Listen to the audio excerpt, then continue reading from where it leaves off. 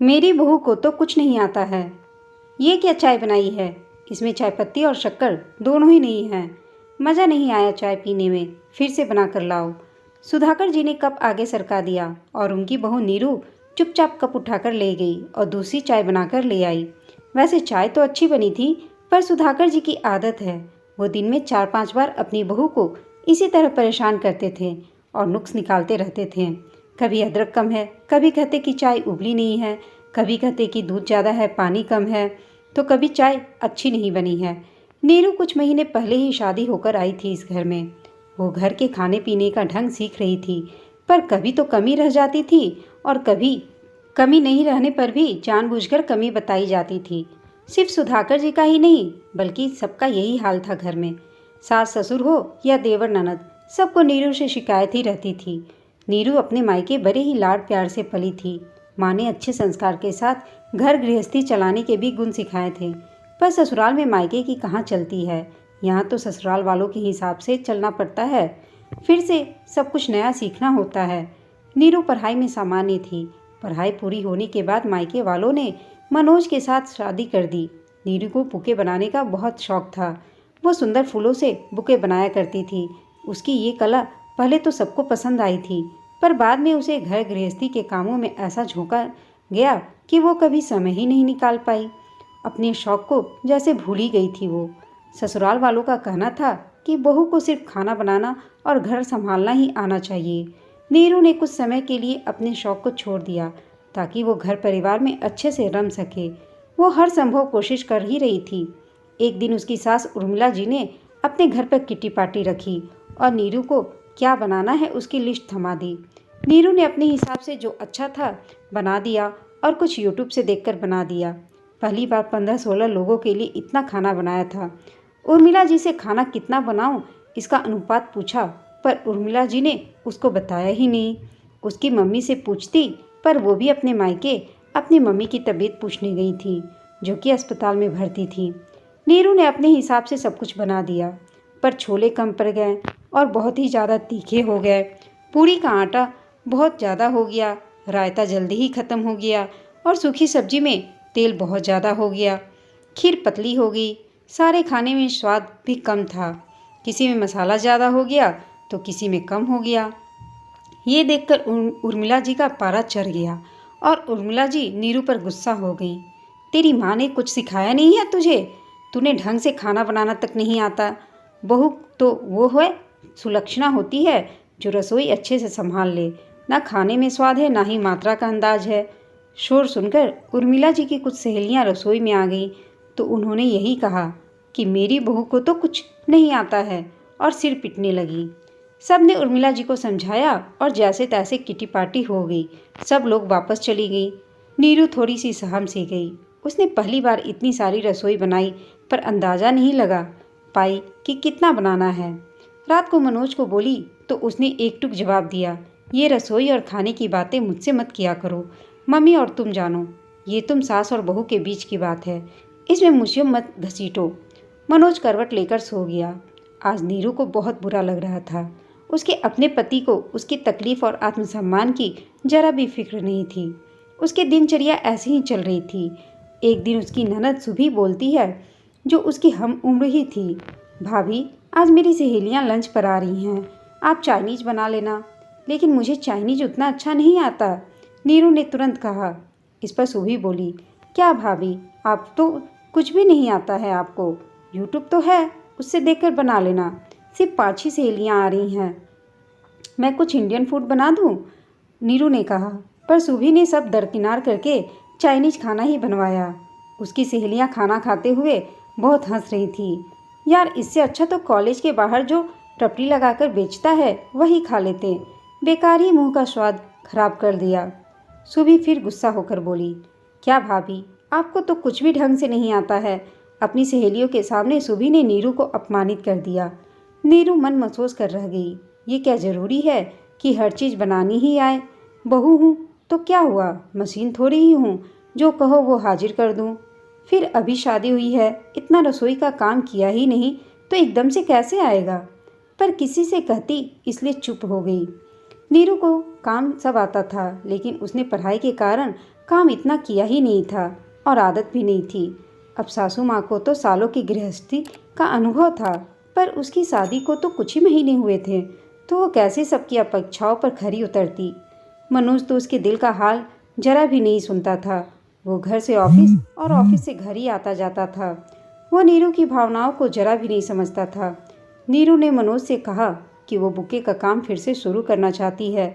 उसे फूलों और प्रकृति से बहुत प्यार है। फूलों की खुशबू और फूलों के रंग उसे अपनी तरफ खींचते हैं। वो ज़्यादा दिनों तक अपने शौक से दूर नहीं रह पाएगी। उसे लोगों को बुके बनाकर देना बहुत पसंद है। दिन में कुछ घंटे वो अपने लिए निकालना चाहती है, पर मनोज ने मना कर दिया। बुके बनाने के अलावा तुम्हें और कुछ भी आता है या नहीं? मैं अच्छा कमा रहा हूँ, मुझे तुम्हारे पैसों की ज़रूरत नहीं है। बुके बनाने में जितना समय नष्ट करोगी उतना समय तुम घर के कामकाज और खाना बनाना सीखने में लगाओ तो बेहतर रहेगा। नीरू के लिए अब सब कुछ असहनीय हो रहा था। उसे उदास देखकर उसका छोटा देवर संजय बोला, भाभी आप उदास मत हो, मेरा एक काम कर दोगी क्या? कल मुझे ऑफिस से आने में देर हो जाएगी, तो आप ये पार्सल मेरे दोस्त को देकर आओगी। कल उसका बर्थडे है और मैं उसे सरप्राइज़ देना चाहता हूँ। सुबह परीक्षाओं में व्यस्त है और भैया को कह नहीं सकता, और उसका घर अलग रास्ते में पड़ता है। मैं उठता भी देर से हूँ तो मैं जा नहीं पाऊँगा। आप ये स्कूटी की चाबी ले जाना, मैं आपको घर का पता भी दे दूँगा। ये कहकर संजय ने गिफ्ट दे दिया। नीरू ने तुरंत कहा, लेकिन भैया मुझे स्कूटी चलाना नहीं आता, मैंने कभी स्कूटी नहीं चलाई। ये सुनते ही संजय भी झल्लाकर बोलता है, क्या भाभी, ना आपको ढंग से खाना बनाना आता है और ना ही स्कूटी चलाना आता है, आखिर आपको क्या आता है? संजय भैया, मैंने स्कूटी सीखने की कोशिश की थी, पर मेरे हाथों एक एक्सीडेंट हो गया था, तब से मन में डर सा बैठ गया है। मैं ऑटो से जाकर दे आऊँगी, नीरू ने कहा। संजय ने कहा, नहीं आप रहने ही दो, मैं कोई दूसरा इंतज़ाम कर लूँगा। संजय यह कहकर निकल गया। आज नीरू को बहुत अपमान महसूस हो रहा था। जिसे देखो वो यही कह रहा था कि आपको तो कुछ नहीं आता। रोज़ उसके आत्मसम्मान को चोट पहुंचाई जाती थी। खाना वो बना लेती थी, पर ज़रूरी नहीं है कि इसमें परफेक्ट हो जाए। सालों तक खाना बनाते बनाते इसमें एक्सपर्ट हुआ जा सकता है, कुछ महीनों में नहीं। नीरू यह सब कुछ सहन कर रही थी क्योंकि उसके मायके में उसका साथ देने वाला कोई नहीं था। वो 4 बहनें थीं और बेटी को वो लोग बोझ मानते थे। उससे छोटी 3 बहनों की अभी शादी करना बाकी था। वो अपना दुख अपने मायके में भी नहीं बता सकती थी, पर इस तरह से रोज़ अपमान भी तो नहीं सहा जा सकता था।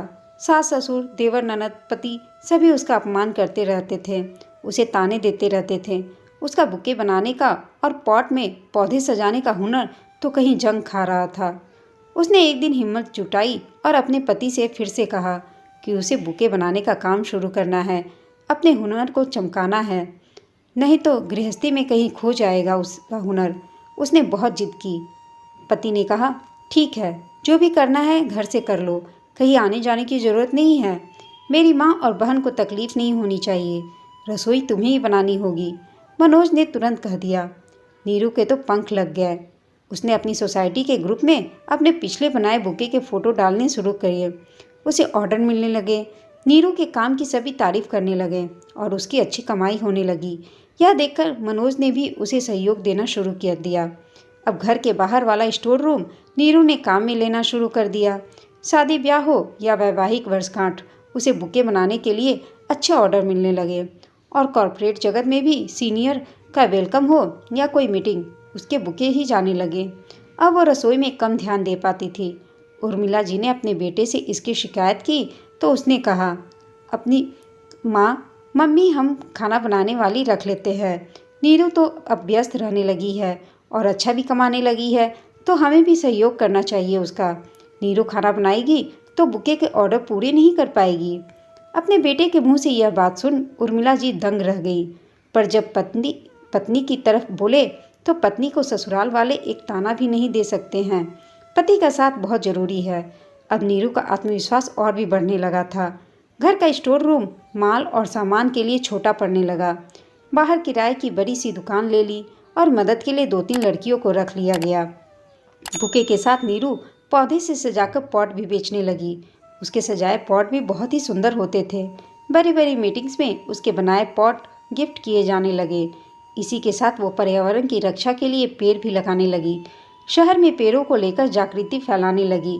उसके कार्यों को देखकर शहर में उसका सम्मान किया गया।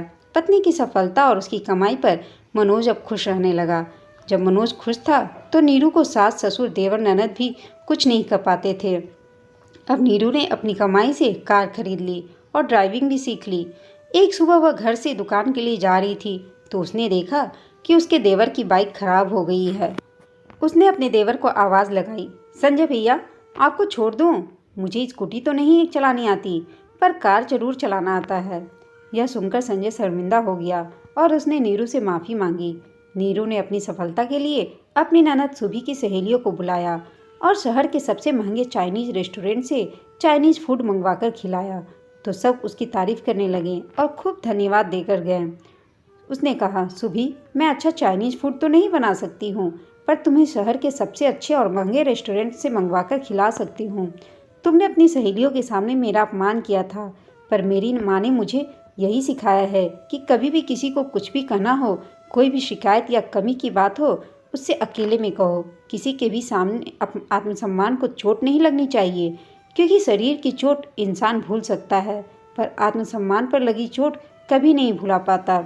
सुबह कोई भी इंसान परफेक्ट नहीं होता है, फिर बहू से ही यह उम्मीद क्यों करते हैं कि बहू हर काम में परफेक्ट हो, उसे सब तरह के काम आने चाहिए। सुबह की नज़रें शर्म से झुक गई। भाभी मुझे माफ़ कर दो, मुझे यह समझ में नहीं आ गया कि हर इंसान हर काम में परफेक्ट नहीं है। आपका शौक़ अलग है, आपको मौका दिया गया तो आपने उसमें ही परचम लहरा दिया। आज आप शहर की सबसे अच्छी बुके बनाने वाली हो गई हो। नीरू की सफलता से अब सास ससुर भी खुश रहने लगे थे। बेटा बेटी तो नाम रोशन करते हैं, पर उनकी बहू ने तो अपने काम और हुनर से उनका ही नाम रोशन कर दिया है। नीरू अब खुश रहने लगी थी। एक बार मनोज ने मना कर दिया था, पर फिर उसने हिम्मत नहीं हारी। दोबारा मनोज को हाँ करना ही पड़ा। अपने काम के प्रति जुनून हो तो सब कुछ संभव है, सिर्फ करने की चाह होनी चाहिए। आत्मसम्मान सबसे बड़ी चीज़ है, उस पर चोट लगती है तो दर्द होता है। कई घरों में रोज़ महिलाओं का आत्मसम्मान रौंदा जाता है। उसके लिए ज़रूरी है कि वो आत्मनिर्भर हों, अपना कोई काम शुरू करें। उसमें सफलता मिलेगी तो पति और ससुराल वाले अपने आप सहयोग करने लगेंगे। फिर कोई नहीं कहेगा कि मेरी बहू को कुछ नहीं आता है। दोस्तों, आपको यह कहानी कैसी लगी हमें कमेंट करके बताइएगा। साथ ही कहानी अच्छी लगी हो तो इसे लाइक, शेयर और चैनल को सब्सक्राइब करना ना भूलें। कहानी सुनने के लिए आप सबका धन्यवाद।